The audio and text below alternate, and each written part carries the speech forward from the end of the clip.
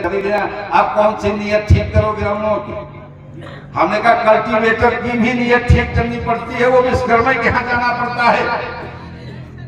और शादी ब्याह करोगे तो हम पांचों भाइयों की पूजा करोगे, किसी पुरोहित से पूछ लेना। तेल जिस दिन चढ़ता है लोहार के हाथ से लोहे की मुदरी मंगाई जाती है। मंडप में हल्की हरिश लगाई जाती है, चिरई शुक्ला लगाया जाता है, वो बढ़ई की पूजा होती है। उसी मंडप में कलश रखा जाता है, वह मिट्टी का होता है या तांबे का होता है, पीतल का होता है। तामसिल की पूजा है, ठठेरी भाई की पूजा है। उसी भगवान के दिन सिलबट्टे पे कहीं कहीं दाल पीसी जाती है, कहीं कहीं चावल पीसा जाता है। माँ बाप उसको पीसते हैं, वह पाषाण संघ की पूजा है। और जब चढ़ाव लेकर के जाते हैं आप, एक पत्ता पान, एक ठो सुपारी और पुरोहित मानता है वह सोने का होता है या तो चांदी का होता है। ताक पाठ की पूजा हो जाती है, तब ये वैदिक रीत की शादी संपन्न होती है। कालांतर से लेकर के आज तक हमारी पूजा होती आ रही है। और हमको प्रजा की श्रेणी में रखे, हमें सूत्र बना करके रखे, हमें गुलाम बना करके रखे हैं। इसलिए अपने अंदर के विश्वकर्मा को जगा लो। बुलंदशहर में मैं बोल रहा था, पंचायत जिला पंचायत के हाल में एक डॉक्टर साहब खड़े हुए, कहें अब तो परख नली से बच्चा पैदा होता है।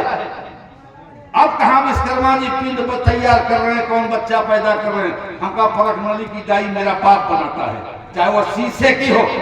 अगर वो डाई नहीं बनाएगा तो परख नली नहीं बनेगी, और परख नली नहीं बनेगी तो उसमें वीर के शुक्राणु इकट्ठा नहीं कर पाएगा डॉक्टर, और बच्चा नहीं पैदा होगा। इसलिए आज भी हम बच्चा पैदा करते हैं। अब तो मानव क्लोनिंग से भी बच्चा पैदा होगा, यानी आपके थोड़ा सा मांस को काट लेंगे, हूबहू आप जैसा बच्चा बना देंगे।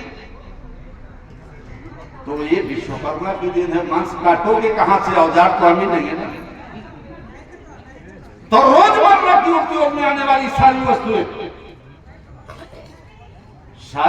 उपलब्ध कराने का काम हम करते हैं। शरीर को सजाने के लिए आभूषण बना के हम देते हैं, खाने के लिए बर्तन बना करके हम देते हैं, और रहने के लिए घर बना करके हम देते हैं। और लोग कहते हैं ये प्रजा है। इसलिए मैं आप लोगों से निवेदन करना चाहता हूं कि अपने अंदर के विश्वकर्मा को जगा लो। एक मिनट अगर कोई विश्वकर्मा के बिना इस पृथ्वी पर जिंदा रह ले तो शिव प्रसाद विश्वकर्मा राजनीति करना छोड़ देगा। चाहे जिस समाज का व्यक्ति हो, कहीं न कहीं उसको हमारे भाई के पास जाना है। इतना बड़ा इतिहास, इतने गौरवशाली वर्ष में पैदा होने वाले लोग, आपकी मानसिकता कहां दब गई? तो मानसिकता वहां दबी, आप शराब, गांजा, दारू, अफीम, चरस, हेरोइन में फंस गए। कभी भी अपने बच्चों की शिक्षा की तरफ ध्यान नहीं दिया।